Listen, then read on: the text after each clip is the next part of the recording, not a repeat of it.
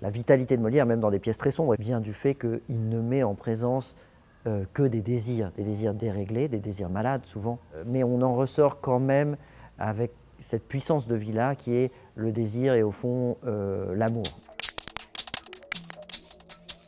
On fait un avare un peu particulier, c'est un avare radin, c'est-à-dire que, à proprement parler, la troupe qui va recevoir le public est une troupe au sens propre et figuré en slip. C'est-à-dire qu'on arrive avec presque rien et on compte sur les spectateurs, en fait, on demande aux spectateurs de nous apporter ce avec quoi on va faire la pièce. C'est-à-dire les costumes, les accessoires, de quoi faire la musique. Nous, on a juste quelques éléments, quelques outils de transformation, on est à poil. L'avare aujourd'hui, ce sont des problématiques qui résonnent très différemment. Il est clair que dans une période où on interroge beaucoup la question de la décroissance, il y a beaucoup de phrases qui étaient très scandaleuses à l'époque ou très drôles dans l'avare, qui aujourd'hui peuvent légitimement interroger. On peut dire, Harpagon n'a pas tort de dire à son fils, qui si on traduit les écus en euros, à 4 000 € de fringues sur lui, que c'est trop. Harpagon n'a pas forcément tort de dire à ses serviteurs, bien sûr il reste odieux je vous rassure, de dire c'est pas la peine de resservir en nourriture ou en boisson des gens qui sont à satiété. C'est intéressant de savoir quand on pose la question de l'avare, on dit toujours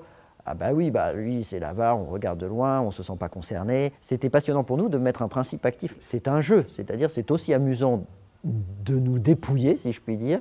Nous, on va devoir s'adapter à jouer avec ce qu'il y a. C'est un jeu de partage, c'est-à-dire c'est comme une auberge espagnole, chacun apporte quelque chose et puis hop, on fait le spectacle. En fait, nous, on a réduit au plus petit dénominateur commun ce qui est nécessaire pour une création.